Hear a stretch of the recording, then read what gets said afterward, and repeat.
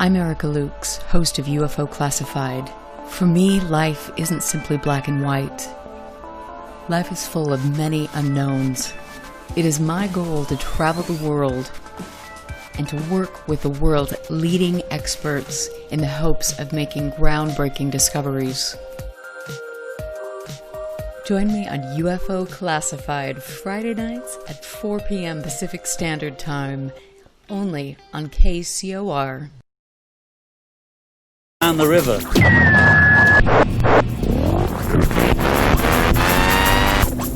UFO Classified. UFO Classified. No more plausible deniability. Fact, fiction, or the truth. You decide. And now, the new voice of the high desert, the hostess of UFO Classified, Erica Lukes. Good afternoon, good evening. I'm Erica Lukes. Happy to be here on a Friday. It is overcast in Salt Lake, and we're hoping that there's a snowstorm headed in to make it a little more Christmassy in these parts, but we will see. As I've been telling everybody, I'm headed to Germany for the Christmas season, which will be a lot of fun. I can't wait. I have a meeting scheduled with people that are involved in UFO research over there, so I will keep you posted and post lots of pictures. It will be wonderful, but I will miss coming here and chat and doing my show. I will be back in the first week of January, so look for that. And I want to give a big thanks to Northern UFOs, to people like Scott Brown, Doug Down Under, all of you guys, Amy Collins. I mean, you are so amazing to support the show, and I appreciate Scott Brown has an incredible Facebook site in the field. He is he's great at being very logical, and I appreciate that, and I appreciate his support. So thank all of you, and I hope you'll have a wonderful holiday season and a safe holiday season. As you know, it is never a dull moment in the land of Erica Lukes. There's always something on the radar, and I am relentless at digging into things and spending a lot of time, personal time, investigating and pulling back the layers. I've spent years and years documenting things meticulously, and I spend one day a week kind of going through statements and different things that I've collected over the years and putting together information and a timeline to see how things change and see the players involved and their motivations and all of these things. It's a unique process. So I am onto some good things. I will continue to try to do my work on Skinwalker Ranch and all of that good stuff. Rest assured, there's going to be more on that story to come over the next few months. But with that said, it's amazing to me because I find people that I gravitate towards that are on the same path that I am. And it's a hard road. My guest this evening is a senior producer and general manager, editor, director of photography for Dreamtime Entertainment, and has done a really incredible documentary, The Nimitz Encounters, where he has interviewed several people that were involved with the November 10th, 2004 incident that we've been hearing so much about. Since he released the documentary, there have been lots of things that have taken place, a lot of things that we will get into tonight, but it is truly amazing when people who are with the military come forward and put their lives, their careers on the line. It's really amazing. So, Dave, I'm so happy that you're here, Dave Beatty. And I really think that you are.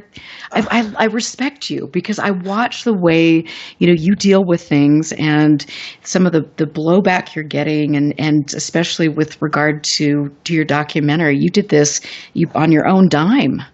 Hey, Eric, it's great to be here. By the way, happy holidays, everybody. Thank you. You too. And thanks for the introduction. I am blown away as well. I think a year or so after this whole thing started with the Nimitz and the Pentagon program and this whole thing, it kind of blows my mind, especially where I am at right now. I mean, I did this film, going back to 2018 around November. I released it, and it was probably a year before that, or like almost a year of working on it. And back then, it was just kind of a side project I was doing. I was sort of interested in it, and I do I create videos for my career. So I was like, I want to make this film for everybody that's interested in this subject matter, namely like your listeners and all the people that I hang around with that are interested in this topic. Like, I want to make a cool video that kind of shows what these guys saw, like, and you could do that with 3D graphics, especially. So that was, when I first started, that was my whole thing, is I just was interested in seeing what it looked like. And as you know, all the things that have transpired over the last year and a half with this has just been pretty incredible. Good things and bad things, but I'm still pretty positive about the whole thing. So you are, and I love that, because sometimes when I get down, it's like I look at you and I'm like, yeah, okay, that's what I need to channel Dave. And it's interesting because you did this, and you did this for your own, because you care and you want to educate people. And it's been interesting to see some of the people that have come out against or trying to discredit the people that you have in your film. And to me, that's just it's insane. Again, I was surprised that happened. I didn't expect it, and I think in a lot of when you investigate UFO cases, as you have for most of your career, you read about the cases, or you read the case reports and the investigators, and mostly you hear from different witnesses. Sometimes witnesses that are have aspects of a case that are completely independent from another witness. Maybe they were across town, or they saw something else. And, very rarely do you have pushback of other witnesses saying they didn't see that. They didn't do that. That didn't happen. So I was sort of surprised when that began coming down. And, I think that people that follow the Nimitz case know what I'm talking about, because it's all out there. Really, there's different camps, so to speak, that have kind of formed behind different witnesses. And back when that first started going down, I think it was like the McMinnisville UFO Fest. There was some public stuff videos that were released, and some people contacted me that had experience with the Rendlesham Forest Bentwaters case, and they were cautioning me, saying, we saw the same stuff happening to us. There were these kind of attacks of different witnesses and so on. Whether valid or not.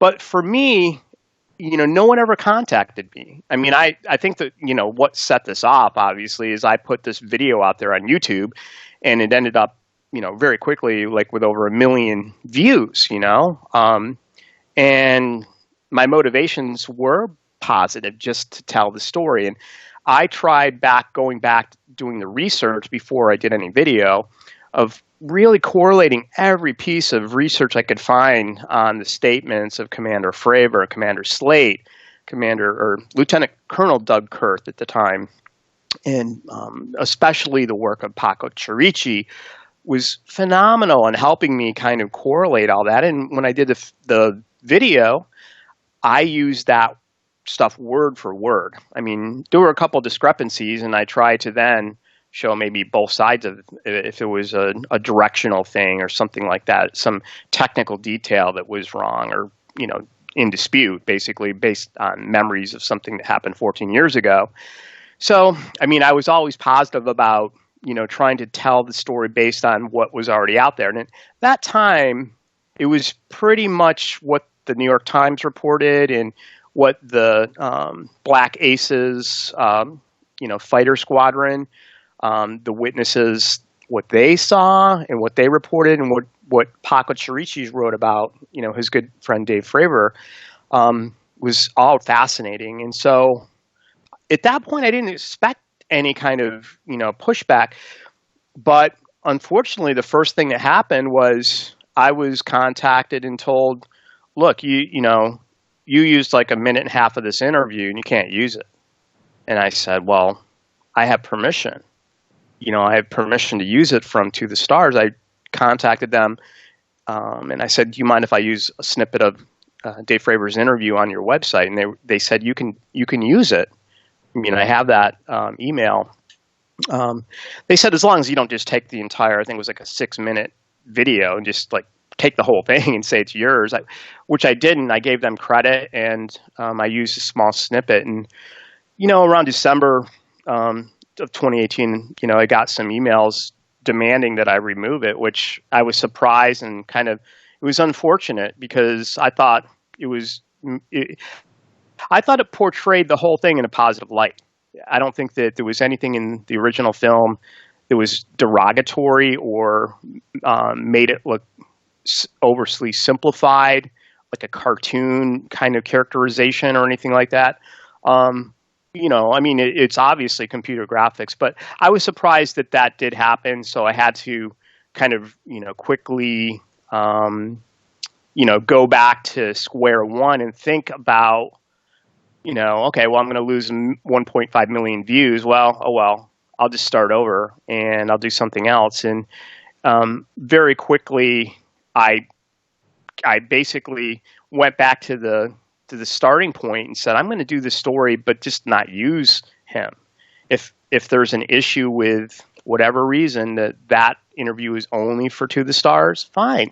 Even though the same statements appeared on pretty much every mainstream media news outlet in the entire world for weeks on end, and after the New York Times story broke, if you recall, that same comment, that same on-camera story was told over and over and over across the entire world. But for whatever reason, they decided to pick on little old me with a YouTube channel. I don't know that anyone else got a remove the interview letter from To the Stars or whatever, but I did. So I just basically took that part out. And I think how I addressed it was to simply paraphrase exactly the same thing that was in the video. And because I had this computer graphics, I could say the exact same thing that was in that minute and a half interview, have the narrator say it, have the narrator report what was reportedly seen. And then I just added a little bit more computer graphics, a little more descriptive visual, and pretty much I ended up with the exact same video without a minute and a half interview. And I don't know that it changed anything. I don't know what that whole action accomplished, to be honest with you. Well, and it's so strange to me because you did get permission to use a portion of that from Tom DeLonge's wife. Is that correct? Yeah, his sister who manages their publicity. And yeah, they just kind of said, yeah, you can use a little snippet. It's like fair use, Dave. Just don't do this or don't, So it was a quick email, but it was sort of like, we don't mind. But I think that they probably didn't expect to have such a vast number of viewers looking at that video. And it was probably preceding their History Channel show. But, to be honest with you, I think they said that it was Commander Fravor that requested this, and it was Commander Fravor that didn't want it.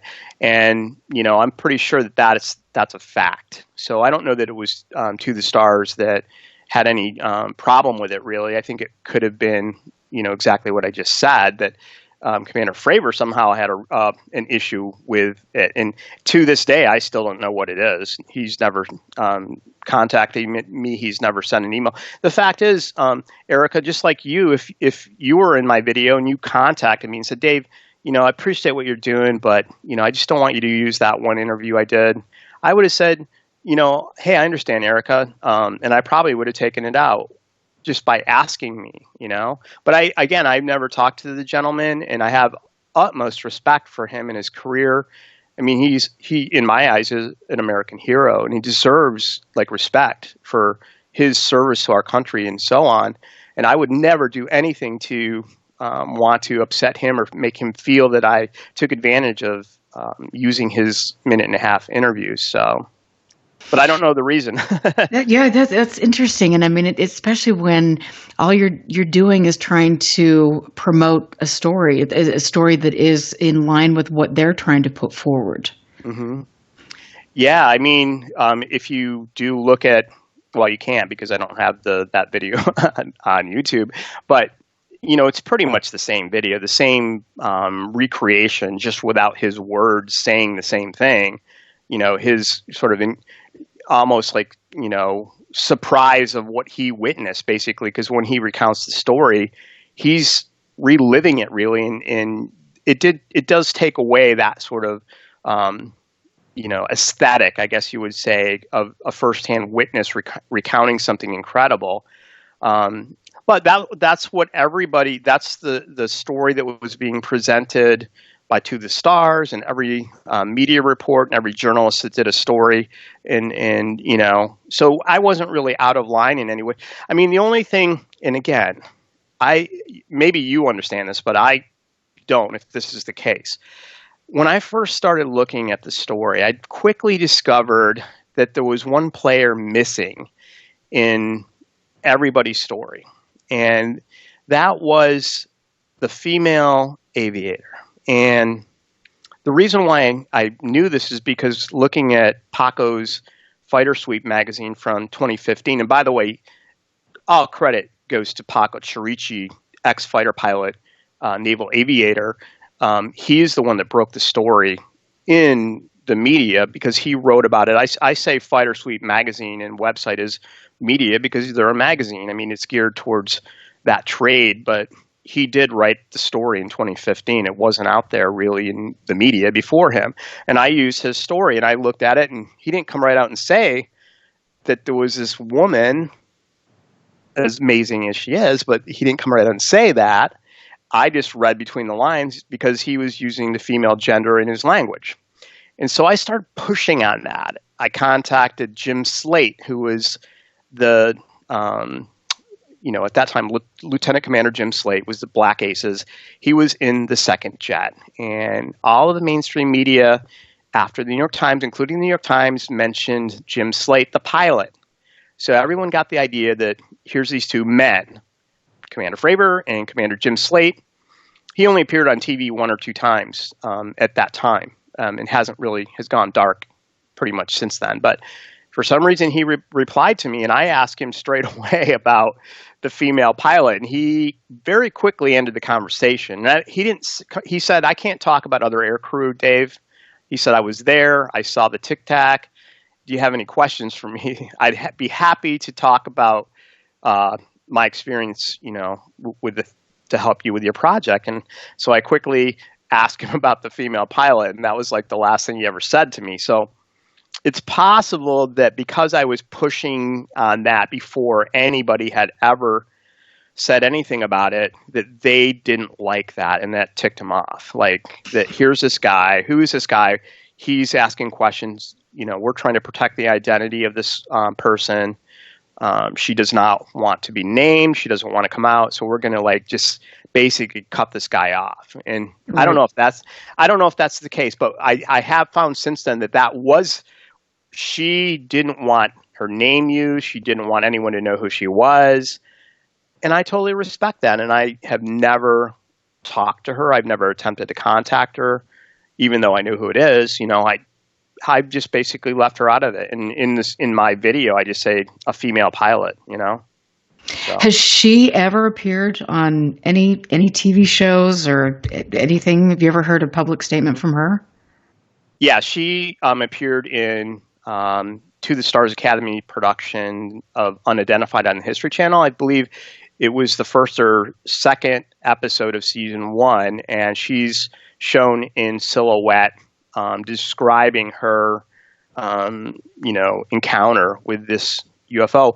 And if you look at the statement, like the official documents on To the Stars website, there's one thing that came up very early called the pilot's report. And when people read that pilot's report originally, I guess they might have assumed it was a male fighter pilot. To be quite honest with you, women in those roles are incredibly brave, and I think that they should be supported. And it's one of the most remarkable things that has occurred probably in the last 20 years after some of the scandals that went down in naval aviation with the tail hook and so on, that now we have women that are in these very important jobs and achieving what most of us could never do. The washout rate and so on in those positions is so high. I mean, to have women now that are in the front lines in our fighters is just amazing. And you look at the document, I'm like, that's written from the perspective of a woman. I'm just like, I knew it was, but I was like, the pilot's report is from her. So if you read it, you get her perspective. And it's a little different than maybe a male fighter pilot. I mean, I'm just reading that into it, but she looks more at it that, you know, she was really wigged out and it really upset her what happened. Even during that time, I mean, she thought that it could have been some type of terrorist attack, that they're being sent out to chase this unknown thing that could be a terrorist, like flying a Cessna that's trying to blow up the carrier or something. I mean, that went through her head. And, you know, what are they going to do? They don't have any weapons. Are they going to, like, you know, ram their jet into it or something? I mean, that went through her mind during those few minutes when they were sent out there to intercept an unknown aircraft without, on their side, any weapons. So, was she the only person that saw this that felt it was a threat? Well, I think yes, before they saw it. I mean, I think if you listen to the interviews and so on from the men, there's never any mention of that. I think that that's part of the culture, really. I mean, in fighter pilots aren't afraid of, you know, threats. They're flying into combat, you know, and you're not going to find that really. But that's where it's a little bit different to have a female perspective that was sort of concerned.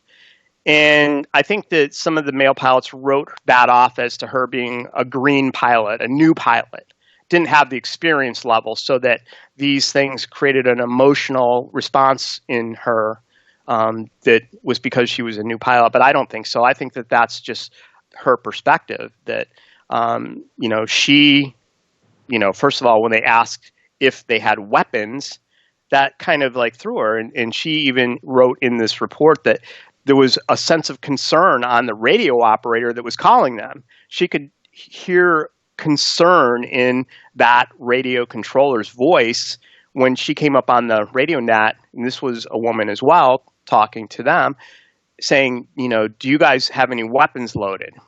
So that call made her very, you know, not upset, but like worried that why are they asking us if we have weapons? You know, what are they sending us into? And I think that once they got there and they started seeing these things that were sort of unexplainable, that, you know, worry that it's an attack turns into more like worry of what are we dealing with here? Is this, you know, first they see something that could be a plane that has crashed underwater. That's the first thing they thought, that, you know, look, they see something that looks like it's in the water. So is this a search and rescue mission now? You know, I mean, so that's, I think it transitioned over those few minutes from sort of fear and concern to, oh my Lord, what is that? You know? Right, absolutely. I can't imagine what pilots have to deal with. I'm Erica Lukes here with Dave Beatty. We will be right back. Stand by. This is UFO Classified with Erica Lukes. Erica Lukes. The phone lines are open now at 702-425-9230. That's 702-425-9230. Worldwide callers use Skype name KCOR Radio. More UFO Classified. UFO Classified. With Erica Lukes on the KCOR Digital Radio Network. After this. Come to the coast, we get together, have a few laughs. Hi, this is Mac Maloney. And this is the famous Juan Juan. And Commander Cobra. And you know, everyone here at Mac Maloney's Military X-Files show would like to wish all our friends at KCOR a Merry Christmas. What are you getting for Christmas there, Juan Juan? Set of trains. Set of trains. Okay. Maybe a Barbie doll. Wow, okay. Merry Christmas. Happy New Year. And a Happy Kwanzaa. Merry Christmas. And Happy New Year. Happy New Year. Woo!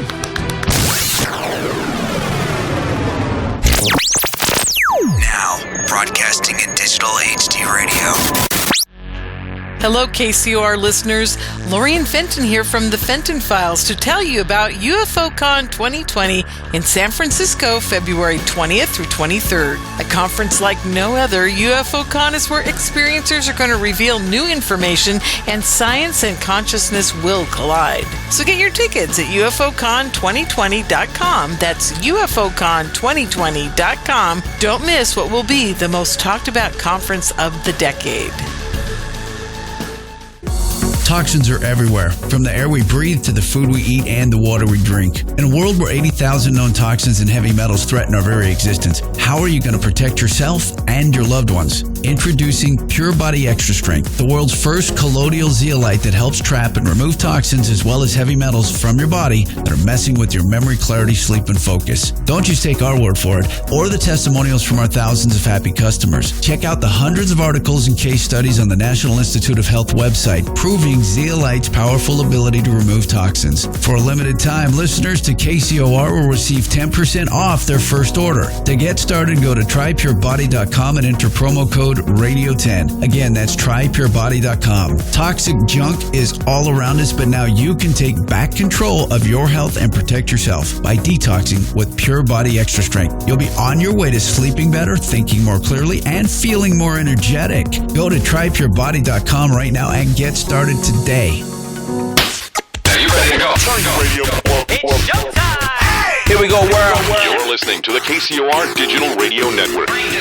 Broadcasting from the heart of Las Vegas, Nevada. Your base is so large it has to draw most of its power from the nearby nuclear fusion plant. The future of radio is here and now. Whoa. The moment my son saw a redwood tree. It's huge! Is the moment I knew that for him, You can't even see the top of that thing! even the sky has no limit. There are some moments only the forest can inspire. Find yours at discovertheforest.org. Learn about forests near you and discover cool things to do when you go. Your moment is out there. Find it at discovertheforest.org. Brought to you by the U.S. Forest Service and the Ad Council. You're listening to UFO Classified with Erica Lukes, where the truth isn't hidden beneath the black lines of a Sharpie. That's the craziest thing I've ever heard. To be on with Erica, call 702-425-9230. That's 702-425-9230. Worldwide callers use Skype name KCOR Radio. Radio Contact. Share your thoughts on the show on Twitter by using hashtag KCOR. Or head over to the live chats at KCORradio.com. The audience goes nuts. And now, your host of UFO Classified. Are you ready? Erica Lukes. Erica Lukes. Welcome back to UFO Classified. I want to give a shout out to all the people that support the show, that get in there or in chat.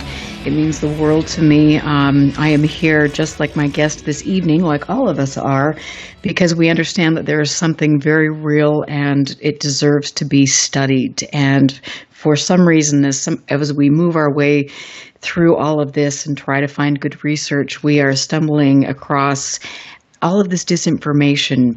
We're discovering players that are involved, that have been involved for decades, that are definitely steering the narrative. And there's some interesting games afoot. My guest this evening, Dave Beatty, he did a brilliant documentary. You've got to go see it on YouTube. It is incredible. He is senior producer and general manager, editor-director of Dreamtime Entertainment, and the Nimitz Encounters is something that you will want to watch. There were gentlemen in that video, in the documentary, that came forward, people like Kevin Day, and just listening to his testimony. He was an anti-warfare coordinator, air intercept controller, but there's one specific statement that he makes in this documentary. They wanted to show themselves, but I don't think they wanted anything to do with us. And I thought that was very telling, and just an important statement from him. But Dave, welcome back. We've been talking about so much and talked a little bit on the break about things. And you were talking about the female pilot involved that was on an episode of The Unidentified. This is the TTSA show that is out there. And then the fact that she felt that this was something that was a threat. And so let's kind of continue on that, because I think this is interesting to me, and I want to throw this out there for our listeners. I feel that, when you look at TTSA or you look at some of these other things, they use the word threat. It is my opinion they do that so they can get government funding, but, whatever. Right. I totally agree with that. I agree that in the circles of government programs and so on, especially the Department of Defense, I think that sometimes these programs have to use terminology that is like, yes, this is a threat, or, this is a weapon system development, or we're studying aerospace threats. And then put in that way, we're not using the term UAP or UFO, or it's not any of the woo-woo stuff that may immediately get a stamp of rejection in these programs that they're trying to fund. So I think that they do play that up a lot, especially in the classified world where they're trying to do studies. And again, I'm not sure if there's official government study of UAPs still going on today. I mean, the Department of Defense says no. The official programs are not going on today, although the Navy said they're going to take reports now. Like, I guess they just never took reports of unidentified, encounters by their trained pilots. I don't know what happened. And that's probably why, so many pilots don't report and didn't report these things, because they felt that it would impact their career, And in a way, it's amazing that we have the whole Nimitz encounters because, I guess somebody decided to report it, so. Well, and as they should. And I think pilots and military vets should have a place to report things and not feel like they're going to be ostracized because they report things. But I keep going back to the fact that it was interesting in the first part of the interview that you were talking about these different factions that developed around the Nimitz case.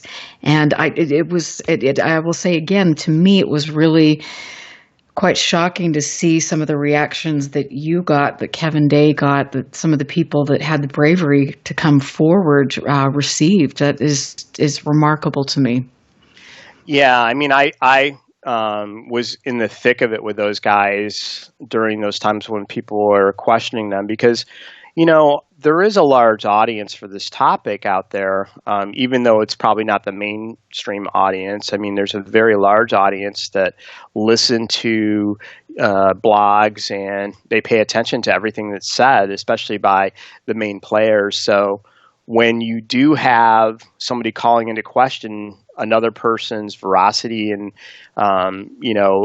are they being honest? Or not. And if that's called into question, I think what happens is then you have this whole group of people that sort of comes marching forward out of the woodworks and hassles that person.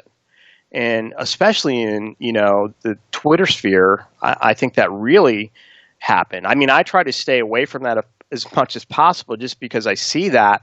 And, I don't know that these, to me, honorable Navy vets deserve anything like that, because in my opinion, in the guys that are in my film, in talking to them for, weeks and weeks preceding any kind of interview that I did with them on camera, I came away with they're telling me exactly what they witnessed and what they believe. And they're telling me this because they respect the other witnesses that came forward. They saw the other witnesses that came forward from the fighter squadron. And they were like, hey, I saw this other perspective. I'd like to support, especially Kevin, I'd like to support these pilots and let everyone know what I saw, I know it's easy to look at, some of the post effects of these encounters and point out that, well, I saw a Tic Tac and I don't have any post effects from it. So this guy's obviously doesn't, not trustworthy. Is that, that stuff kind of came out, and the other part of it was the mocking, stigmatizing side of it. And I know that, that the pilots did receive that themselves back on Nimitz, and it's easy to laugh and say, that no MIBs showed up, that these guys were reporting MIBs. To be honest with you, that's not what even close to what any of them ever said, So by just saying that these guys said MIB showed up, that makes that group of people that are hearing that information go, well, these guys are nuts. These guys are trying to take advantage of the story, and they're embellishing the truth maybe to get attention for themselves. It's not the case, and in my opinion, Well, let me ask you. I mean, you said in the first part of the interview that you were never contacted. Were any of the people in your documentary, were they ever contacted by some of these people that were trying to discredit them, namely investigative journalists who should be, before making statements, making sure that they have done their due diligence and interviewed these people? No, they were not. They were not contacted by any of the people that were criticizing them, which to me, speaks volumes because, I'm a filmmaker, normally not doing UFO films. I'm doing films for PBS on World War II, most of my time. And I'm not involved in it. But if, for instance, I was doing a story about a subject matter and there were witnesses out there, I would probably try to reach out to them and talk to them, even if it's off the record, just to kind of get a feeling, especially if I'm reporting on that case, I'm going to want to know every single aspect of it that I can and who's involved. These people are talking over here. One of the things that, we quickly learn about this case is that very soon after the event, no one was ever debriefed. No one ever talked to anybody. And that's the same thing with the four guys in my film, Patrick, and Jason and Gary and Kevin. No one ever talked to them about this afterwards. No one ever told them not to talk about it, what they saw. And, so you look at that and you say, okay, here's some people that had an experience. And then fast forward to when some of these programs were going down, with Bigelow Aerospace and BASS and the Advanced Aerospace Weapons System Application Program contract through the DIA, they perhaps were studying it. And I think that the reports that came out, specifically the one we're aware of, the 13-page executive summary that was released by the I-Team investigator in KLAS and George Knapp, that was released, that reportedly was part of some type of investigation. And you could see clearly in there that they interviewed a bunch of people. Not entirely sure when those interviews took place, but if I had to venture a guess, I would say probably during the years of OSAP, during the years that the fighter pilot Douglas Kurth was working for Bigelow and BASS, and all the investigators were hired, and they set up, facilities and I believe that that's the time when this report was generated. So not everybody was interviewed for that report, right? And it is interesting. I'm sorry to interrupt you, but I just want to say that, Doug Kurth, who was a pilot, was the past program manager for Bigelow, for BASS, from December 7th to December of 2007 to June 2013. So that is interesting there, and I just wanted to throw that in there. Well, thank you. I mean, yeah, we Keith Basterfield and I kind of found that. I forget if he found it or I did, but we were looking on LinkedIn. That was like one of the first things that we discovered that was very intriguing, because Douglas Kurth was the first fighter pilot to see the underwater object. So here's this Marine Corps air pilot that actually saw this anomaly right before the Tic Tac incident. And then later he ends up as, a manager working at Bigelow Aerospace. And we can only assume that he was hired as part of the OSAP contract, the $10 million that year that went for that program. I know that that's not out there, but I'm pretty sure that's what it was. So not everybody was interviewed in that report that was generated. And whether BASS created the report or some other organization, I don't know. But what I found is that the pilots seem to only look at that report and only look at the information contained within that report, and anything that's outside of that is false. Anything outside of that is untrue. And I think some of the pushback against my guys came because they weren't towing the line of this document. And I'm still working that angle. I'm still, trying to figure it out, because I've done some sort of, behind the scenes finagling to get these people to talk to each other a little bit. And that's the first thing that I found, is that they're saying that's not in the report. If the pilot says that's not in the report, so it didn't happen. And then you have the guys in my film, they're saying, well, no one ever interviewed me for the report. But it did happen. What I witnessed, or what I say happened, is different than what's in the report. But no one ever interviewed me, And this is the thing, that there's so many discrepancies out there. And John Greenwald has done an amazing job with his, the FOIAs, and he's also come under a great deal of attack by people that are, the TTSA fanboys and things. And I think that, he's doing his due diligence. And if there is a question, it's like, shouldn't we be able to ask people about this? We should be able to get direct answers and not be bullied and all of the stuff that we are seeing that is taking place when people kind of speak up about this. But I think, with regards to ASWAP, and that, as we know, that involves Skinwalker Ranch, which is quite interesting. But from what we're seeing, and the Pentagon is releasing statements saying that this was not a study on UFOs or UAP. And I mean, what are we to make of that?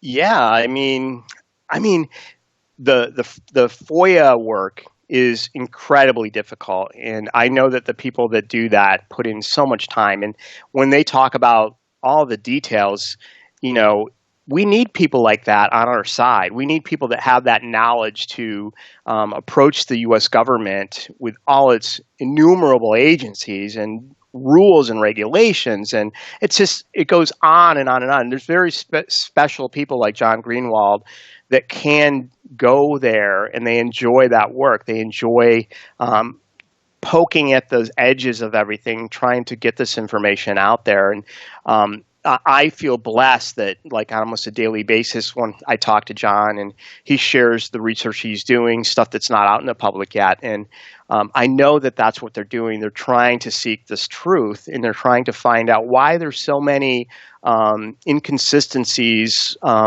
in the language, in the language specifically of the contract for BASS in the OSAP program, for instance.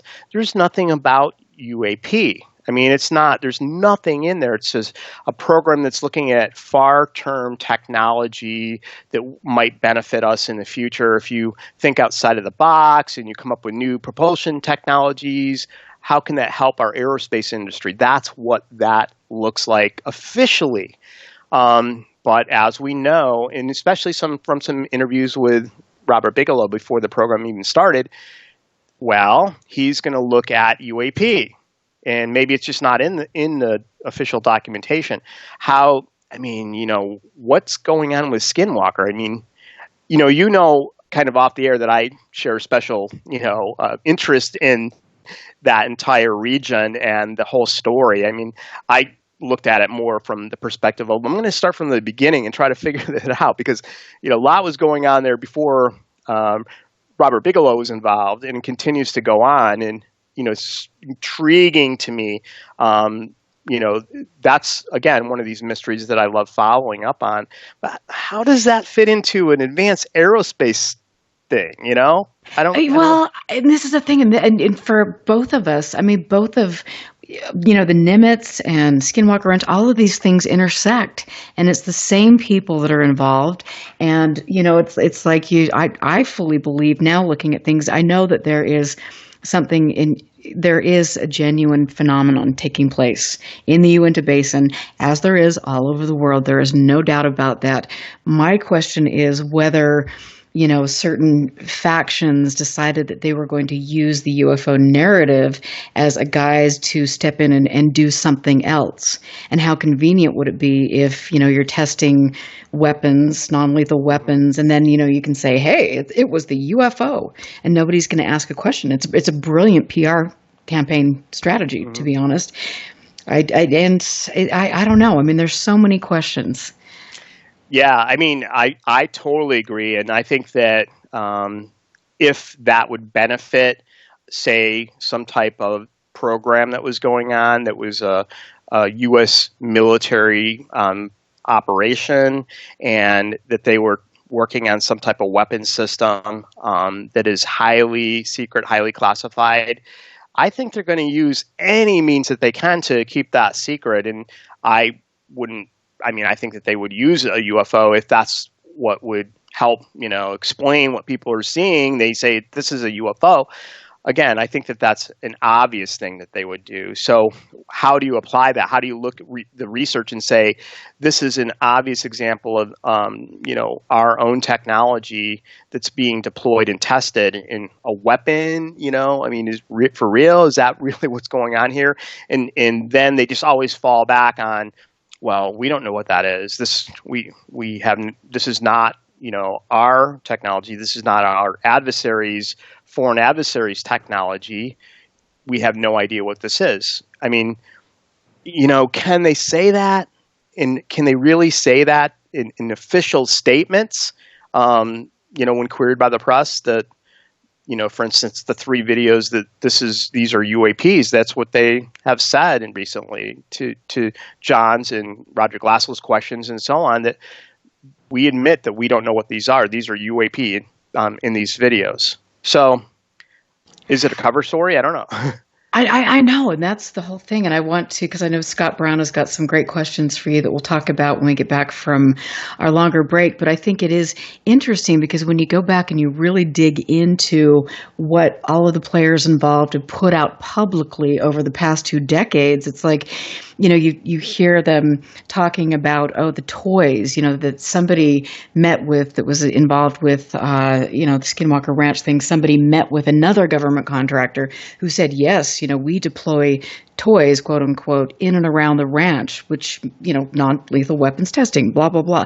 And so are they giving themselves an out by saying there was another contractor doing that? Like, I mean, this is really interesting. And I think people who are, I know that we want to be true believers and drink the Kool-Aid, and we think that, here we've got this cult figure, Bob Bigelow, and people like that are, leading the charge for UAP investigations. But is that really what was going on?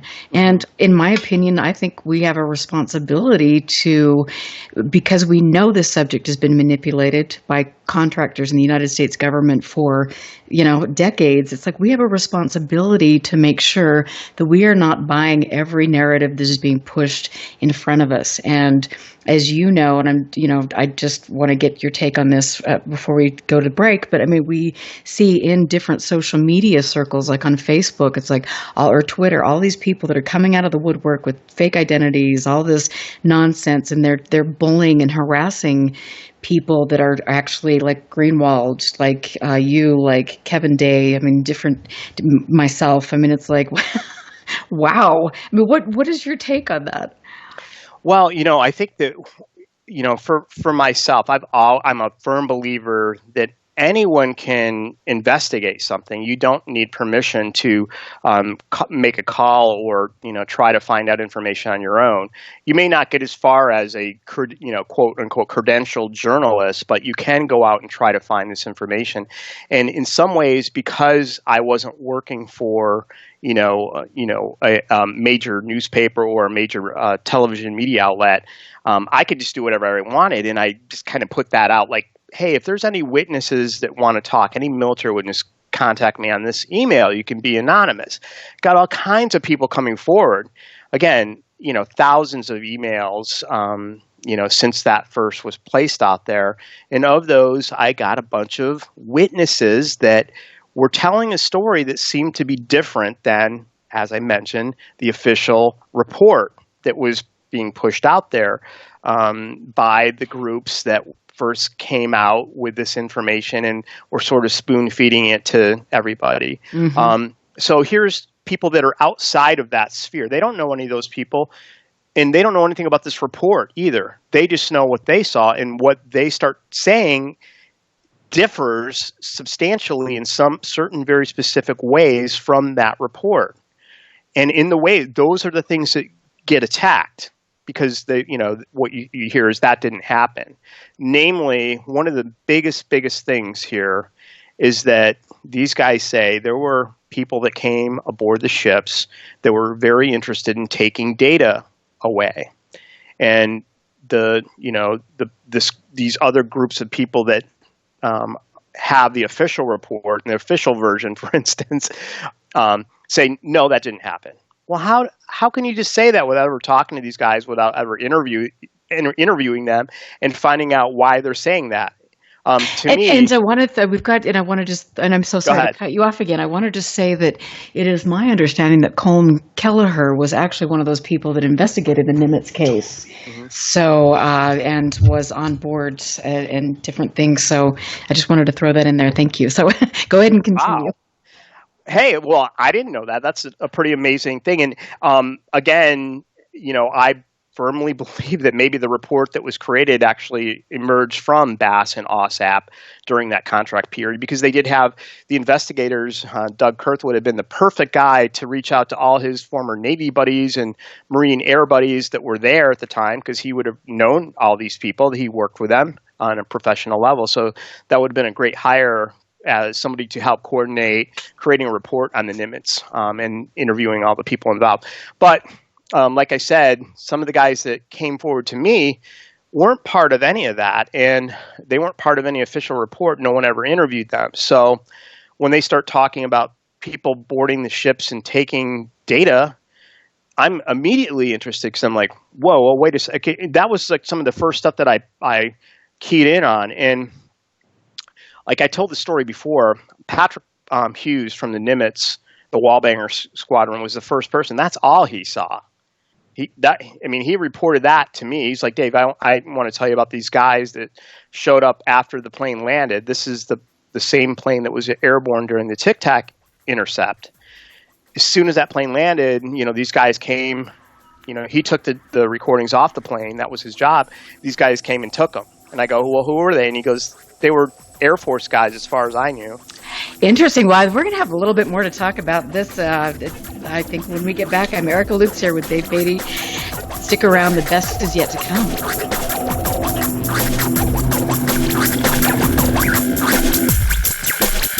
Listen very carefully. This is Houston. Say again, please. Houston, we've had a problem. This is UFO Classified, live every Friday night, 4 p.m. Pacific, 7 p.m. Eastern, exclusively on the KCOR Digital Radio Network. The truth is out there, just waiting to be discovered. And now, if you will, accompany me on a journey to the future. For more information on the host of UFO Classified, Erica Lukes, upcoming guests, as well as links to the past shows, visit her website at ufoclassified.com. UFO Classified. UFO Classified. This is KCOR Las Vegas, home of the Digital Radio Network, broadcasting from a shack just south of Area 51. Wait, that doesn't exist. This is the KCOR Digital Radio Network. Now for the news.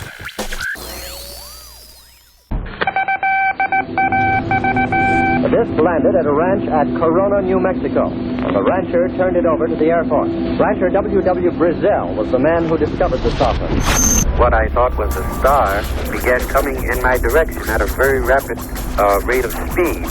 The unidentified object, which some sources thought might be a blimp, moved slowly down the Pacific coast from Santa Monica and disappeared south of Long Beach. I saw a UFO, and it went down the river, turned right at the United Nations, turned left, and then down the river.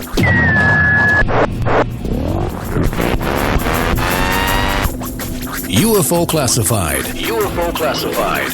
No more plausible deniability. Fact, fiction, or the truth. You decide. And now, the new voice of the high desert, the hostess of UFO Classified, Erica Lukes.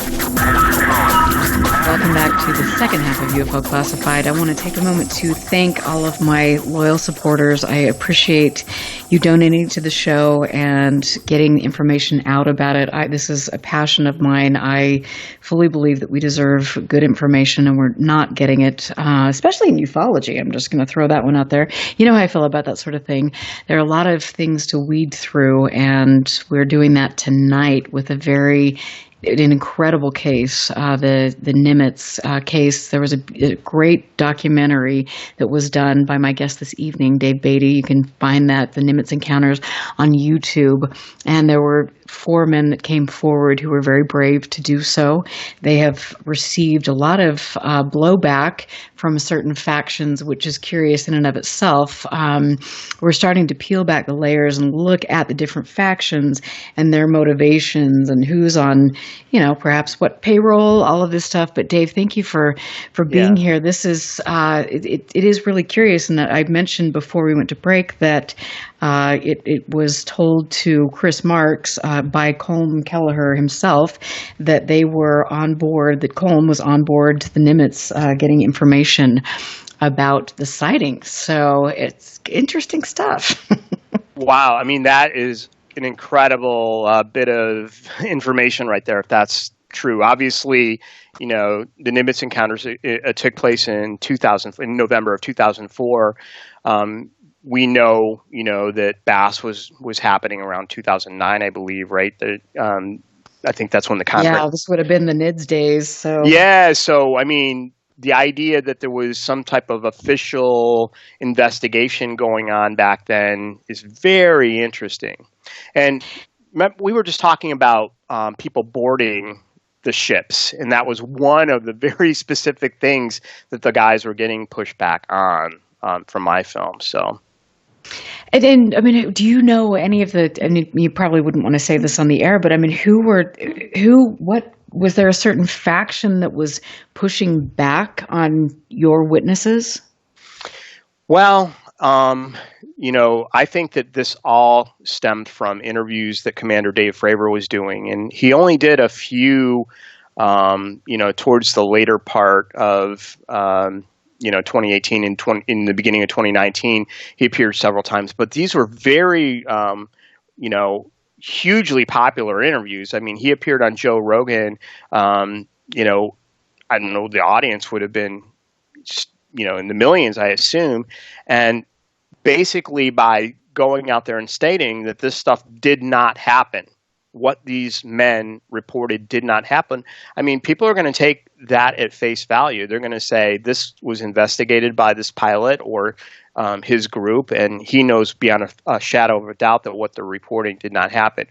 And I mean, I can quickly walk through each of the things that they say didn't happen and tell you why I believe they did and what my take on it is, if you'd like. Yeah, I would like that. No, I would really like that. That'd be great. So what would happen in these interviews with Commander Fravors, normally he would tell his story of what he witnessed, which, basically was about a 4-minute time period where he had eyeballs on this very unusual craft. So that was his experience. I mean, they landed on the Nimitz after that, and, he got a lot of ribbing and stuff. So he tells that story of what had happened, and that pretty much after that, no one was interested. So the guys in my film, the people that were on the Princeton were aware of these objects that were appearing in the week preceding that intercept on the 14th. So maybe starting around November 10th. Kevin says that, he was seeing on the radar tracks of objects 5, 6, 7 at a time in some cases, all appearing on the radar screen around San Clemente Island, and traveling southward all the way through down to around Guadalupe Island off the coast of Baja, and then disappearing from his radar screens. And this occurred on numerous occasions. Well, they really haven't attacked that directly, but what they've said is, no, there was only 3 sightings on the Princeton, and the third one was the intercept. So there were only 2 sightings, and they were only of one object each. And where they get that is from that report. Okay, so I mean, Kevin was never interviewed for the report, so he didn't get to put his statement in this official report. And that is on the internet, and it's on To the Stars Academy website, I think. It's called the Executive Summary Report. So that's one thing. The other ones that are bigger, of course, the people arriving on the ship after the encounter. And this was the stuff from my film that no one had ever heard of before. Patrick said, before the break, we talked about how the Hawkeye landed after the Tic Tac intercept, and Patrick took they call them RMCs, removable memory cartridges. It was a very classified technology that was being tested in the strike group at that time called CEC. The technology is classified, the actual terminology, it's combined engagement capability, I think, cooperative engagement capability. That's what CEC stands for. It's a combined radar system that allows for beyond line of sight targeting of radar tracks. And so Patrick took this device off the Nimitz, or off the Hawkeye on the Nimitz, put it in a classified safe. Very quickly, soon thereafter, officials arrived. He thought that they were Air Force officers based on the insignia on their flight suits, and retrieved these data bricks. So it happened so soon after, he later put those two things together and said those were the radar tapes from that flight with the Hawkeye that was engaged with this, and the fighter jets that were engaged with this Tic Tac object. So they said that didn't happen. Gary Voorhees independently of Patrick, Gary Voorhees on the Princeton told me, and again, this was the first time anyone heard it. He said, yeah, two guys showed up on the Princeton, and I got called by my commanding officer to report back to my station and sign over all of the data recordings of the Aegis radar system and also the CEC, because they had CEC as well there.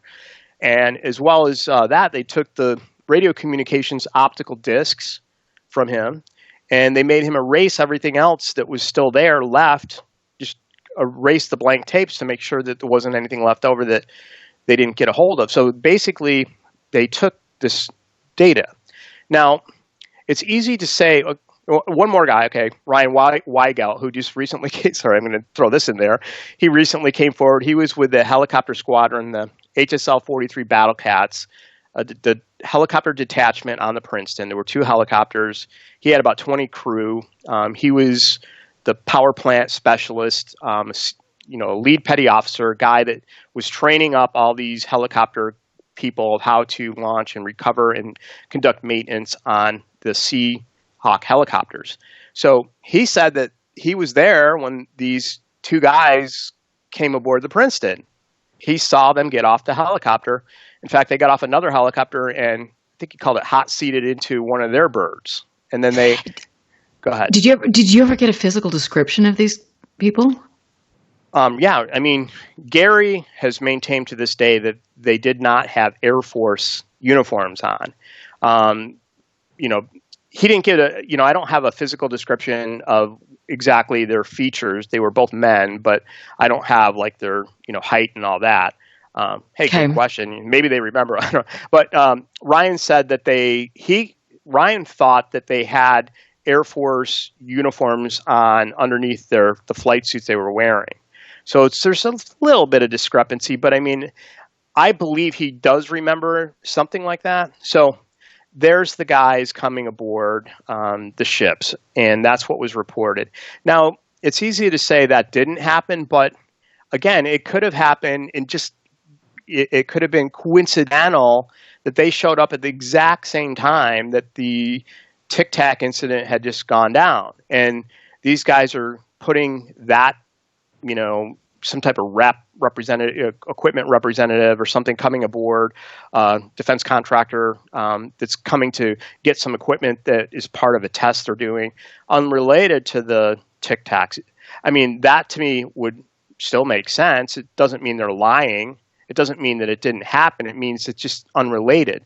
So, you see, I don't look at it in the sense that, oh, the MIBs came to take the evidence. I just look at it that this is something these men reported. What it means, we have yet to discover. Now, you just said that, some people from Bigelow, right? I mean, let's show them a picture and see if that's the guy. I don't know. I'm thinking that's good. I have to say it. I want to just throw this.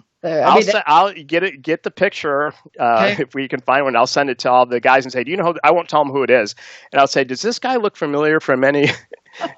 we can do a photo lineup and see if there are any of the usual suspects that boarded the Nimitz and went to these guys' stations to retrieve the UFO data. It would be interesting. That to me is so curious, and I could, let's try it. I don't think that most of these guys, in the last year, some of them have gotten immersed in the UFO field, and they probably know a lot of ufology now because they've kind of gotten interested in it with all the context they've made and so on. But so that's, the Men in Black story. Again, hey, I think that happened. I don't know who the guys were, and I believe the witnesses. So what's the next thing? No longer video. Again, I don't know if there's a longer video, if there ever was one. Let's talk about the recording media. The Super Hornet F/A-18F two-seater had a dual TAC Super 8mm video recorder system. It's located directly behind, I believe, the Wizzo's ejection seat. That's where those units live. And they had Super 8mm videotapes. Those tapes record 90 minutes of videotape, each one of them. So they can select the dedicated instrument panel that they want to record. So it could be any of the displays within there. If you're going to go out and do an intercept and you're going to use a FLIR pod, you turn the FLIR pod on, and there's a very specific set of protocols that they use for recording. It's not just, let's just record when we feel like it. That's not how it works. It's a trained, TTP, tactics, technique, procedures that they're following. Probably some acronym that they use that's like, turn it on, do this, hit record. It's like, so they're trained to record. And I don't think that they hit record after they locked up the bandit. They're going to hit record as they're probably get within a certain distance of a target or something like that. I don't know. But I would imagine that they recorded more than 1 minute. What is it? A minute, 14 seconds or something that starts recording right after they've already intercepted the UFO. Again, I'm not a fighter pilot. I'm not a Wizzo. I'm just using common sense here, saying that they probably started the recording before that. So did a longer recording ever exist on Super 8mm or 90-minute Super 8mm tape? I say yes. So where did it go? I don't know. Did Jason see a longer video on the USS Princeton? He says he saw a video that was like 10 minutes long in the ship's signal exploitation space. His buddy worked there, or he was delivering some parts to that area, and he saw it on a display. And he said it was like 10 minutes long. And he's really, really sure that it was the same video. Again, I don't discount what he's saying, but it's been a long time. So was there a longer video? He says there was. I said, well, what if that wasn't the same jet? Say there is no longer video from the one we have now. That's Chad Underwood's jet. Well, maybe it was another jet. The pilots discount that. No, there was no other jet. There was no other recording of it. It was, the FLIR that Chad took is the only jet that was ever launched from Nimitz that had a FLIR pod that came anywhere near these Tic Tac UFOs. So there's only that video, and it's not longer than the one we had. And I said, well, what about a helicopter? Don't the helicopters have FLIRs? Kind of silence, because I just threw a curveball there that, yes, the helicopters have FLIRs. They don't know. These guys can't sit there and deny. Maybe they don't know if I have evidence that, a helicopter was out there. But you can see that what my point is that they're not, I don't think that Jason's lying. He's not saying there's a longer video. He knows what he saw. maybe he was mistaken. Maybe it was a loop. Maybe it was from a helicopter, or maybe it was from another jet they didn't know about, or another plane. Maybe it was from a drone, like a Global Hawk or whatever. I don't know. But to call them liars, to me, I don't know.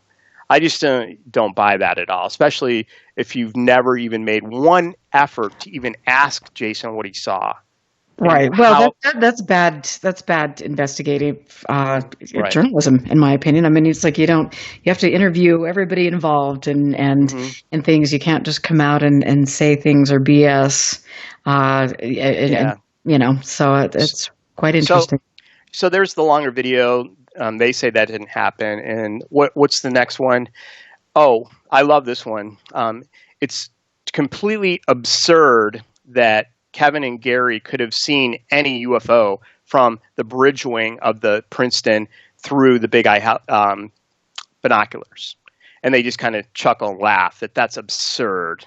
There's so many problems with that. It's just, and I say, in my reply to that is, so you couldn't see an aircraft at night through these binoculars. Is that what you're saying? And then it's like, oh, no, I didn't say that. And I say, well, what's the problem then? Oh, well, the problem is that the official report says that only 3 UFOs were ever seen, no groups of UFOs. And all of those were at least 100 miles away from the Princeton. And you could never have seen them. So okay, and so I want to just clarify this again, because this is an important statement. The official report came from who first? To the Stars Academy. It published that, right? Yeah. First was George Knapp. It was leaked at a meeting in D.C., according to George, by I believe some officials. The meeting was set up by former Senator Reid. That he attended this briefing, and at that time he was presented with this executive summary report. And again, I'm just going to say that that's only part of the report. Paco has been on several podcasts, even this week, explaining that he saw a much longer report, maybe twice as big or twice as long, if not longer, that had much more detail than the one that we have. And originally he said that he thought it was created by ONI, Office of Naval Intelligence. That was his understanding when he first saw it. And so do you know who was with him or who showed him this document? I don't know that we have that information. I think that it's always sort of been cloak and dagger that who provided it remains unnamed, and who was the author of it remains unknown, and when it was created, even the date of when it was created, seemed murky. But I think it was Bigelow. I think it was Bass. Well, isn't it interesting how all these things just kind of go to the same people? And interesting. It's just a guess. I don't know. But yeah, well, Paco said it was the FOIA exempt document. So I went directly to John Greenwald and said, could that really be true? And he's like, there's only certain exemptions, like classified, a couple others. But just to say it's FOIA exempt because it was created by ATIP or whatever doesn't seem to ring true. So maybe we'll see it one day. Maybe so, but in the meantime, we'll keep getting these secret documents that are being leaked, and that public narrative being steered in a certain direction. And yeah, and let me just finish that because I want to give credit to Kevin and Gary. They said that they looked at the radar. Again, I'm talking about the binoculars. They looked at the radar. They saw objects that were probably 20 to 30 miles away at night or, at dusk or something. And they got the bearing in range to those objects. They went up to the bridge wing and they looked out towards that direction and they saw lights in the sky on the horizon. So if there was a light that was 20 to 30 miles away at sea, my understanding is you could see it. So again, just to come out and say the guy's reports are absurd, that did not happen, is wrong. You didn't talk to them. You didn't ask them. Was it 100 miles away? Was it 20 miles away? They say it was 20 or 30 miles away, and they saw it. I believe them. So just wanted to put that one to bed. Well, no, I think that's really great. And I think, too, when you've got people who are risking their military careers and who are coming forward, I would think being a good citizen of this country, that you would actually support military veterans and want to interview them before you go out in public and crucify them. And I mean, I just have to say that, but that's my own thing. The whole thing is so interesting, and it is interesting, too, to see how this all kind of spirals back to Skinwalker Ranch and some of the narrative that's been pushed out and about that. And I want to talk a little bit more about that when we get back. But before we go to break, I know we've only got a couple minutes. I mean, what is your take on, we're hearing a controversy about this is actually, these are man-made objects that these people saw on the Nimitz. What is your take? Well, I mean, I have to side with what the pilots reported and what the radar reported. And namely, the pilots, hopefully they would have some degree of experience with what flies in the sky that's made by man. And they said that what they saw did not adhere to anything that it didn't even make sense.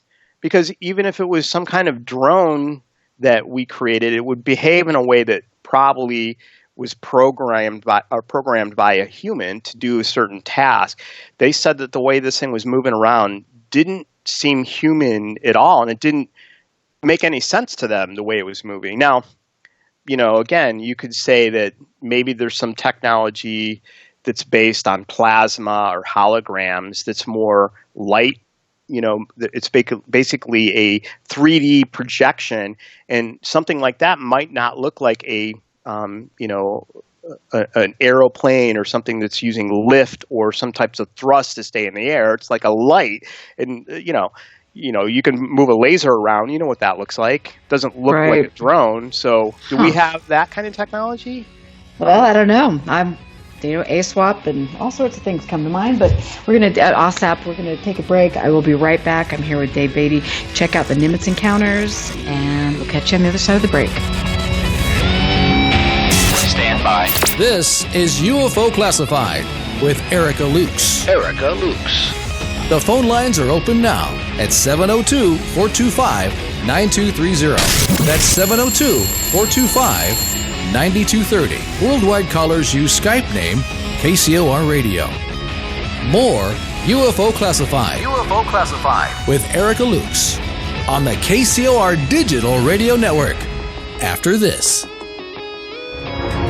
Immerse yourself in an epic journey through time where ancient mysteries unfold within a story of love and betrayal, as well as a battle of good versus evil in The Emissary Book 1. The reader's favorite gold medal award winner for Visionary Fiction 2019, the action and adventure of The Emissary continues in The Emerald Tablet, Book 2. The 2019's Bronze Medal Award winner, The Emissary and The Emerald Tablet by Tamara Veach and Rennie DeFazio are both available now on Amazon.com. Let your reading adventure begin.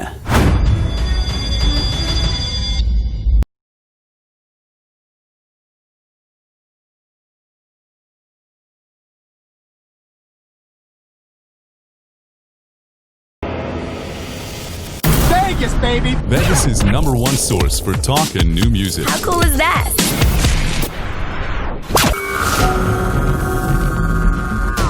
There is a world outside that which we live in, a realm where fact and fiction collide.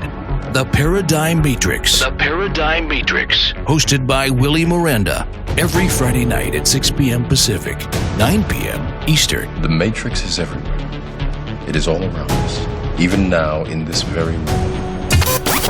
The 1-hour show that will surely leave you hanging on the edge of the rabbit hole. The Paradigm Matrix explores a universe of topics from UFOs, cryptozoology, conspiracies, as well as all things paranormal. Enter a world of the twisted and deformed. Friday night, 6 p.m. Pacific, 9 p.m. Eastern.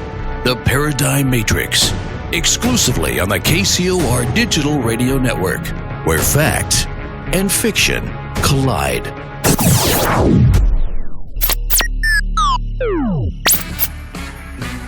Ho, ho, ho, ho, ho, ho, ho. This is Tim Beckley, co-host of Exploring the Bizarre on the KCOR Digital Radio Network. And happy holiday, Merry Christmas, and a mighty good New Year to all of us here, to all of you there.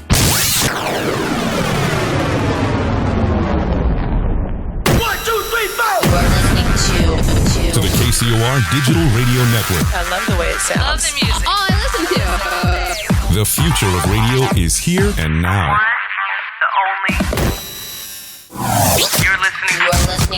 You're listening to UFO Classified with Erica Lukes, where the truth isn't hidden beneath the black lines of a Sharpie. That's the craziest thing I've ever heard.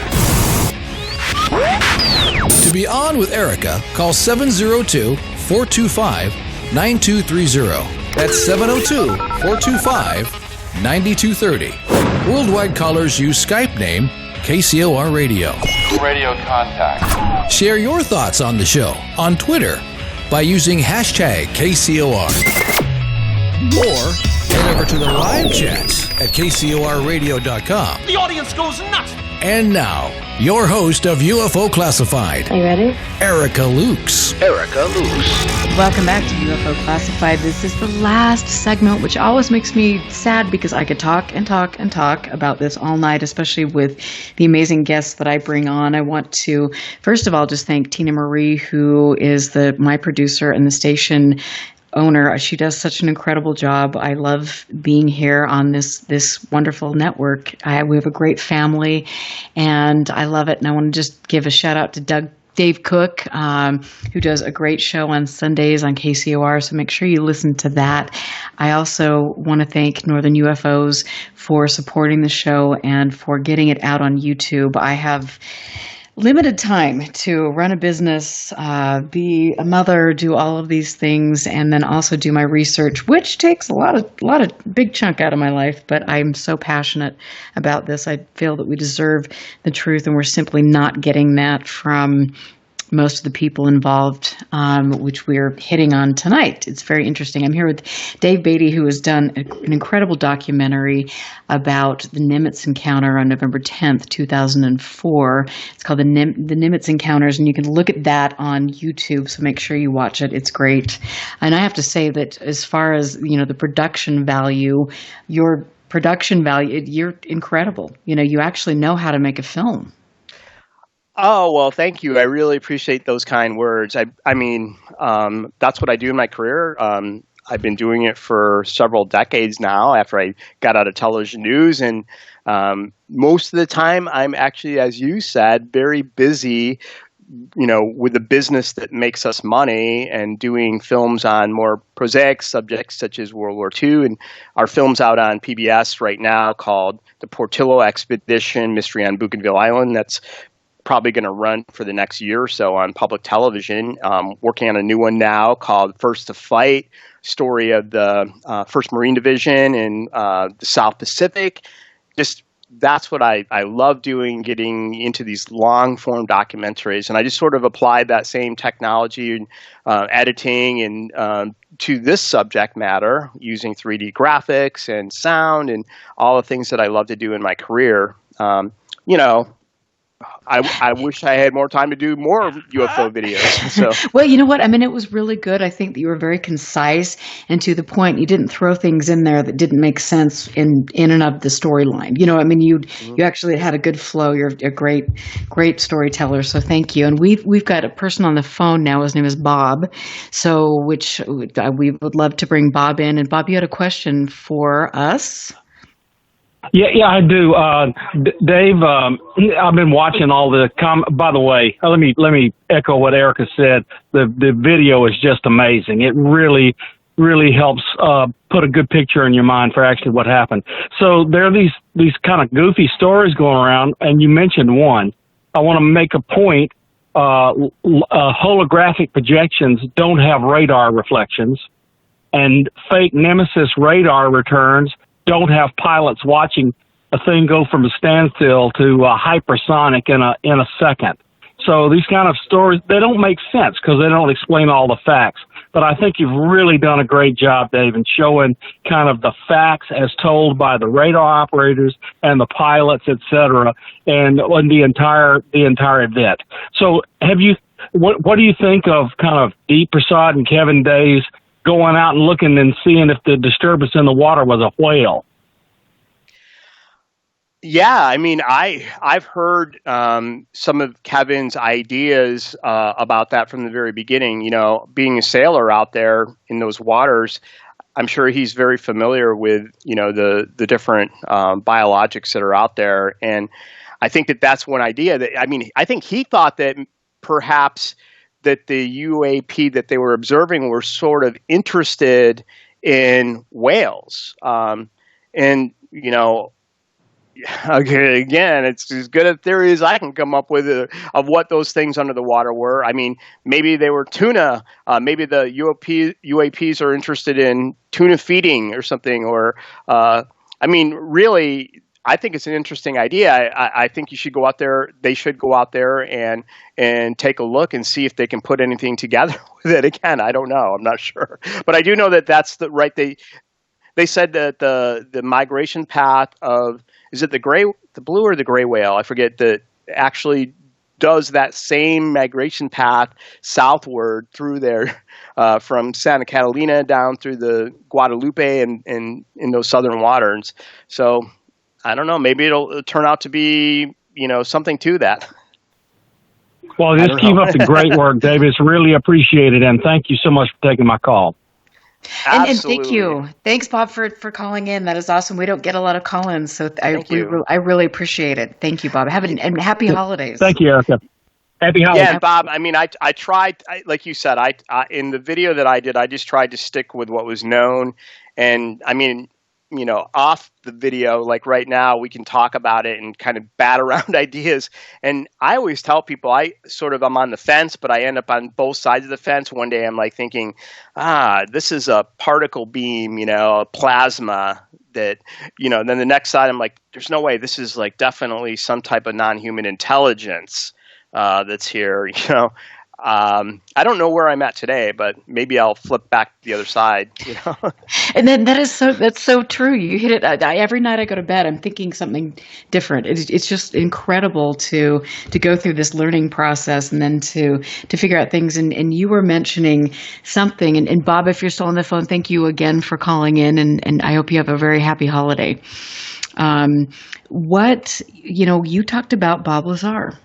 Can you elaborate on the story that you heard? Yeah. I mean, obviously, aside from just the Nimitz, I'm looking at ufology in general, and I've been looking at some of the different technologies that have emerged, you know, over the last century. You know, specifically some of the satellite technology. I did some night vision sky watches recently using Gen 3 night vision devices, and we were seeing formation type lights that would traverse across the sky. You know, two non-strobing lights that would cross this night sky, and I was trying to figure out what that could be because, you know, some people would say, well, that's a UFO in formation. And I quickly found out by looking at some of the military satellite technology, there's one called Operation Parquet that was some of the inception of military satellites, that they would actually launch constellations of satellites at the same time, useful for military surveillance. So we do have constellations, they call them, of satellites in the air. So that would explain what I was seeing, you know, with this. And one of the other interesting things regarding technology is the creation of plasmas that would be three-dimensional in the atmosphere, created by a particle beam generator. And about 20 years ago, there was a guy named Tom Mahood that wrote a blog about what he thought the Bob Lazar Area 51 story was. And his theory or hypothesis was that perhaps Bob became aware of a classified project at Area 51 that was investigating particle beams and the generation of plasma orbs. And these would be radar reflective, so to speak. I'm pretty sure that some of the research has shown that plasmas can reflect radar energy, and what other, field effects and so on, I'm not sure. And it could be that they're electronic warfare. It could be they were developing this stuff for decoys. But his idea was that maybe Bob Lazar became aware of this program, and he was taking people out to the desert to view the testing of these devices. Was it Wednesday nights or something? And that's how he ended up kind of getting caught. When he took his friends out there to the desert with a video camera, and they were videotaping what Tom says may have been plasma balls being generated using a particle beam. Bob might have known that, and he was kind of using the UFO story. Then he got caught, and Tom's idea was that Bob didn't tell the real story, the classified project story. He told the UFO story. So he wasn't necessarily in that much trouble because he didn't reveal what would, at that point, could have been a very classified secret test. That idea to me is interesting. And I know Bob was just like, that kind of sounds ridiculous that these pilots saw something like that. But, does our military have the capability of generating a 3D plasma that reflects radar energy into the sky? Well, yes, they do have that capability. And at this point, I think it's still theoretical, and DARPA is investigating this. I know that there's some, HARP radio beams that are being sent into the atmosphere that can create these discharges in the upper atmosphere. And so this stuff is real. Does it represent UFO sightings? How is the military using it? I'm not entirely certain, but I think that the technology is there. I absolutely agree that there is. And I mean, when you look at Keith Basterfield did a blog, and he released the Statement of Objectives for the Advanced Aerospace Weapons Systems Application Program, dated July 18th, 2008. And I mean, you look at some of the things the contractor shall complete advanced aerospace weapons system technical studies in the following areas. And you've got lift, propulsion control, power generation, spatial temporal translation materials, signature reduction, optical, infrared, radio frequency, acoustic, human interface, human effects. And I love this one, armament, RF, and do.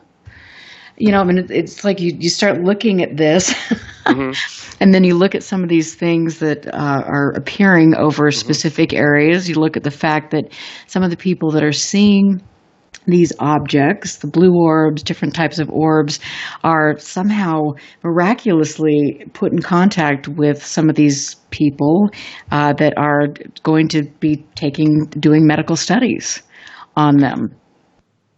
Yeah, I mean, it's troubling in a way. I mean, I really always hate to hear that people report injuries after, coming into contact with some type of unknown aerial phenomena. I mean, that we know that has happened. It's been documented. I mean, Colares Island, those incidences off, I believe, the coast of Brazil, right? The island where the people were, some of them were hit by beams and sort of, UFOs were shooting beams and injuring people. It's very troubling. And, I've had people contact me, that claim that in proximity to some of these UAP events that they were suffered, what they attribute to those objects, radiation poisoning, for instance, and other effects. And I know what you're saying, that there's certain players in this field that seem to be drawn to that specific study, and people that have had the phenomena or been experiencers, for instance, that is being studied in some respect. I know that Professor Nolan, for instance, his work was pretty remarkable listening to some of the stuff that they were looking at in the brain and so on. I mean, when you talk about MRIs, right? I think Gary Nolan was looking at the brain and physiological changes to people. So I'm not an expert, and I haven't done a lot of research as far as physical effects. We do know that people have psychological post effects, and it's people who have come in contact with some of the phenomenon. It's radically changed their lives in some cases, sometimes for the better, you know. Right, and I think to me that's the important thing. I mean, I have had experiences in my life, and I have never felt threatened. I think it is, you know, is that something, the threat that's being used as a control system? I think it is. I think it's a way for certain contractors to get funding. But you have to wonder at what point are these people being exposed to certain things that are not UAP. Because that we've got reports of interactions with the phenomenon since the beginning of recorded history. Nobody's been harmed, that we can figure out. I mean, what do you think this is a threat? Do you think the actual phenomenon is a threat? To be quite honest with you, going back looking at cases that were the best documented UFO cases in history, specifically ones that have all kinds of multiple witness sightings that then have, what I would call close encounters, the whole abduction experience, the phenomenon with that, and Professor John Mack, Dr. John Mack, I should say, right? That, a lot of the people that had those experiences didn't find them that they were being injured, that it was almost like in a lot of those cases, there were messages of warning. I think that's very prevalent with people, that they're given, ways that we should be improving our planet and warning us about some of the things that we're doing. So I think that there's a lot of individuals that have a very positive experience, while there is some that feel that it's a negative experience as well. So I personally don't have that to draw on. I don't have that. But in the people that have contacted me that say that they've had these profound transformative experiences, that going through it was difficult. I think that was one of the things, just like this uncertainty of not understanding it, but coming through on the other side and then understanding why they had to go through that. That's been sort of prevalent too in some of the cases and some of the individuals that have contacted me. So, and it's also, I think that it's also empathetic. Empathy seems to play a lot in this, and those people want to talk to others and help them. I've had, these people that have experienced this ask me if other people have contacted me because they want to reach out and help them understand it.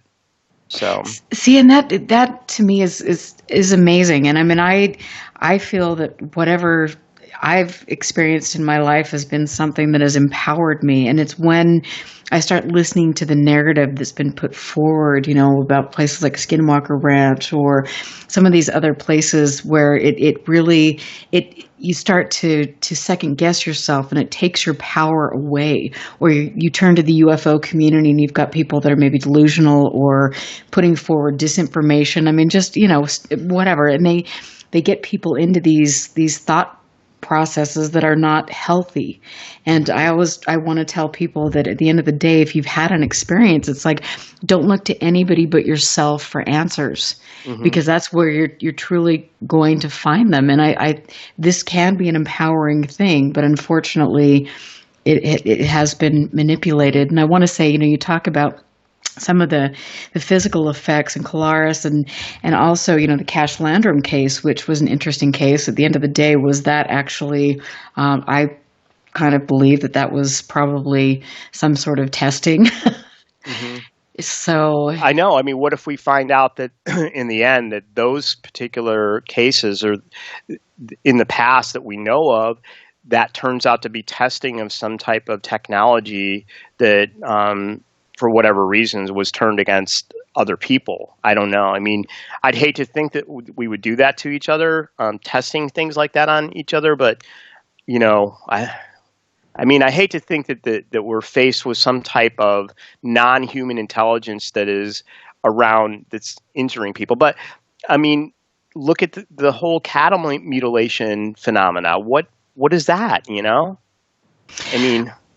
Well, I know that Dr. Eric Davis did come out on my Facebook and specifically state that this was actually a man-made. It was a covert black ops program. They were using, you know, testing, taking samples of these cattle and different things. So I mean, I know Chris O'Brien also, you know, believes that it's probably more man-made thing than extraterrestrial or whatever this is, but it's all so interesting to me. I just, you know, at the end of the day, what is it? Why are the players involved steering the narrative? And, you know, like with you've done such great work, and the people, Kevin Day, who I would love to talk to sometime. I follow what he says and things, and I know that's been really challenging for all of them to come forward and then to be treated like they have been. That breaks my heart. That should never happen to anybody when we're coming forward with this. So, I mean, honestly, my hat is off to all of you. Yeah, I mean, all I can say, you know, speaking for those guys, is that I think that they came forward because they just wanted the truth to be known, and they thought that they could play a small right in a small way, supporting their fellow shipmates. And that's all they had in their heart from the very beginning. I don't see any of them, you know, doing anything other than trying to support their brethren in arms. And to me, it's wonderful to be able to talk to them and to tell other people their story. I say make up your own mind about it. Listen to them, and you make up your own mind. I don't think you have to listen to others to tell you whether that they're being honest or not, you know? Absolutely. And when you look at Kevin and you look at the other people that you interviewed, I mean, I don't see people that are, you know, shameless self-promoters. I don't see people that are so interested in seeing themselves on CNN and the Joe Rogan show and different things that they're going to be out there trying to discredit others. I mean, these are good, genuine people.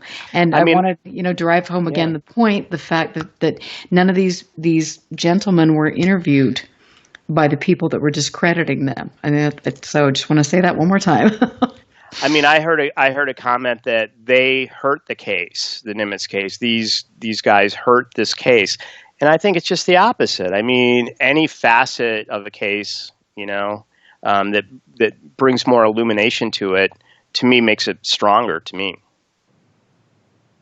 Well, and then that's the curious thing, and I know you've experienced that too. It's like, my gosh, you and I are trying to do the same thing, which is shine a light, empower people, and promote the truth. And the different the things that we've had happen along the way for both of us are very similar. And that will be interesting, you know, a couple years down the line to just look and see where this keeps happening and who the players are and what the motivation is at the end of the day. But we're both here to do the right thing. And I really think that you rock. I do. Well, you know, let's get Christopher Marks to get a photo lineup so we can send that to the Navy witnesses and see if they were on the ship. Absolutely. and they came to take the data. You know, absolutely. It's interesting. There's a picture of a group over in Europe at a French conference, I think back in 2014. And one of the people in that photo with other people has his face blurred out. And it's really interesting because this person is known for collecting data. And interestingly enough, he has a very similar stature to Colm Kelleher. So at the end of the day, what's going to happen? What's going to become of this? I think it's going to be a good story that is unfolding, and we'll definitely have some blowback from this interview. But this has been probably one of the best interviews I've ever done. So thank you. Well, hey, I'm glad if I can help out anyway, believe me. So. Well, we got to do this together. But so where can people find you? Well, I mean, go to my website, has the film. I have movie posters for sale. If people like this topic and are pretty cool for Christmas, like go to the NimitzEncounters.com. The film is also on Amazon Prime. So if you just want to watch it on your TV, you can pull it up on there as well. So. Well, I love it. I think it is incredible that you did this out of that you cared about the topic and getting good information out there. I can tell you are a very genuine person, and I'm happy that you and I know each other. We're going to continue to work together behind the scenes to get to the bottom of things. So thank you. I hope you have a wonderful holiday. Yeah, you too. And to all your listeners, happy holiday. And we'll talk to you next time. Absolutely. Thank you. I'm Erica Lukes. I hope you have a wonderful holiday season. I will be back in January, but we'll still have my shows here. I'm going to rebroadcast some shows with Dr. Eric Davis. So make sure you listen. Stick around for Willie Miranda. Happy holidays. Listen very carefully. This is Houston. Say again, please. Houston, we've had a problem. This is UFO Classified, live every Friday night, 4 p.m. Pacific, 7 p.m. Eastern, exclusively on the KCOR Digital Radio Network. The truth is out there, just waiting to be discovered. And now, if you will, accompany me on a journey to the future. For more information on the host of UFO Classified, Erica Lukes, upcoming guests, as well as links to the past shows, visit her website at UFOclassified.com. UFO Classified. UFO Classified. This is KCOR Las Vegas, home of the Digital Radio Network, broadcasting from